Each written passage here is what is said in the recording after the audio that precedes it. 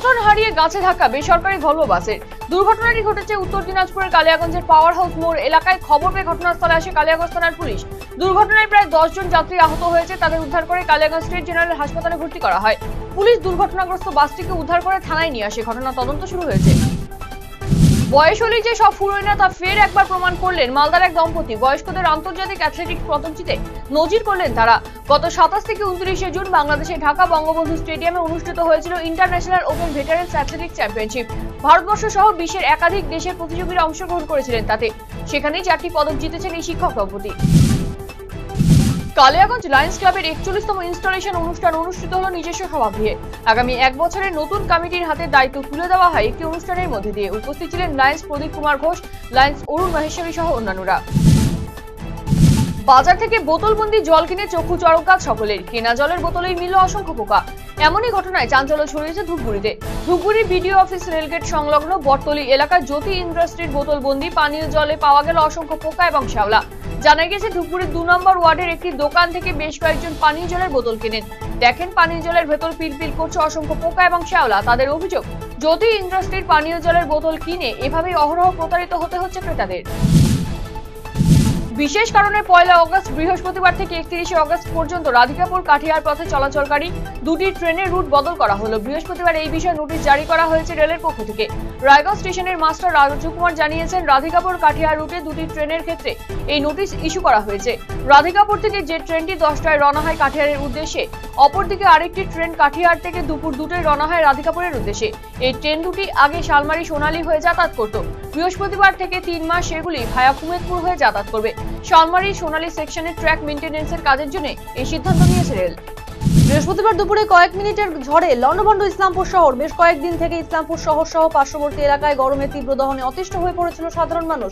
বৃহস্পতিবার আচমকাই দুপুর 3টে নাগাদ হঠাৎ কালো মেঘ পড়ে আসে। শুরু হয় বৃষ্টির পাশাপাশি ঝড়ও। বৃষ্টিতে তীব্র গরম থেকে কিছুটা স্বস্তি পেলেও ঝড়ের কারণে ইসলামপুর শহরের একাধিক জায়গায় গাছ পড়ে বিপত্তি দেখা দিয়েছে। ঝড় থামতেই পড়ে যাওয়া গাছ ছড়াতে উদ্যোগী হয়েছে পুরসভা কর্তৃপক্ষ। একটি সোনার দোকানে ডাকাতির ছক বানচাল করলো পুলিশ আধিকারিকরা। গোপন সূত্রে খবরের ভিত্তিতে একাধিক অস্ত্রসহ 2 জনকে গ্রেফতার করলো ডালখোলা থানার পুলিশ। বুধবার গভীর রাতে ঘটনাটি ঘটেছে ডালখোলায়। ধৃতদের বৃহস্পতিবার ইসলামপুর মহকুমা আদালতে পেশ করার পাশাপাশি এই চক্রে জড়িতদের সন্ধানে তদন্ত শুরু করেছে ডালখোলা থানার পুলিশ। 1 আগস্ট ইস্ট বেঙ্গল ক্লাবের 105তম প্রতিষ্ঠা দিবস। চিরাচরিত প্রথা মেনে সকালবেলায় ক্লাব তাঁবুতে ক্লাবের প্রধান প্রতিষ্ঠাতা সুরেশ চন্দ্র চৌধুরী, শৈলেশ বসু ও ডক্টর রমেশ সিংয়ের প্রতিকৃতিতে মাল্যদান এবং প্রদীপ প্রজ্বলন করা হয়। উপস্থিত ছিলেন ক্লাব সভাপতি মুরারি লাল লোহিয়া, সচিব রূপক সাহা, ফুটবল সচিব সৈকত গাঙ্গুলি সহ অন্যান্যরা। বিভিন্ন যানবাহনের চালক ও পথ চলতি সাধারণ মানুষকে পথ নিরাপত্তার পাঠ দিতে সচেতনতামূলক শিবির অনুষ্ঠিত হলো হেমতাবাদ বাস স্ট্যান্ডে। হেমতাবাদ থানা ট্রাফিক পুলিশের উদ্যোগে বৃহস্পতিবার দুপুরে শিবিরটি অনুষ্ঠিত হয়, যেখানে ট্রাফিক নিয়ম মেনে সচেতনতার পাঠ দেন হেমতাবাদ থানা ট্রাফিক ওসি পবন দাস। এছাড়াও ট্রাফিক পুলিশ কর্মী শিবচক্কর রায় সহ অন্যান্যরা উপস্থিত ছিলেন এদিনের এই কর্মসূচিতে। নিখোঁজ হওয়ার একদিন পর এক যুবকের দেহ উদ্ধার ঘিরে ব্যাপক চাঞ্চল্য ছড়ালো। বৃহস্পতিবার এই ঘটনাটি ঘটেছে রায়গঞ্জ থানার শেরপুর গ্রাম পঞ্চায়েতের রোল গ্রামে। মৃতের নাম অজয় বর্মন। খবর পেয়ে রায়গঞ্জ থানার পুলিশ ঘটনাস্থলে গিয়ে দেহটি উদ্ধার করে ময়নাতদন্তের জন্য পাঠিয়েছে। কিভাবে তার মৃত্যু হলো তা খতিয়ে দেখছে পুলিশ। কোচবিহারের গোবরাছড়া নয়ারহাট গ্রাম পঞ্চায়েতের বিজেপি যুব মোর্চার কর্মীরা যোগদান করল তৃণমূলে।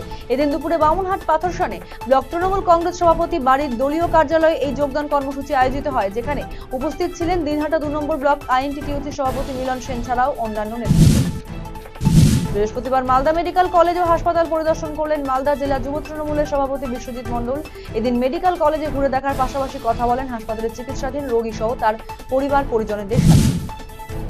বুধবার মধ্যরাত থেকে ছিটমহল বিনিময়ের 10ম বর্ষপূর্তিতে দিনহাটার সাবেক ছিটমহল এলাকায় স্বাধীনতা দিবস পালন করল ছিটমহল ব্যবসায়ীরা। প্রসঙ্গত, গত 2015 সালের 31 জুলাই মধ্যরাত 12টার পর ভারত ও বাংলাদেশের মধ্যে ছিটমহল বিনিময় হয়। এরপর 2015 সালের 1 আগস্ট রাত 12টা 1 মিনিট নাগাদ ভারত ও বাংলাদেশ দুই দেশ ঐতিহাসিক মুজিব ও ইন্দিরা চুক্তির আওতায় একে অন্যের অভ্যন্তরে থাকা নিজেদের ছিটমহলগুলো পরস্পরের সাথে বিনিময় করে। এরপর থেকেই প্রত্যেক বছর 31 জুলাই রাত 12টার পর 1 আগস্ট রাত 12টা 1 মিনিট নাগাদ স্বাধীনতা দিবস পালন করা হয়।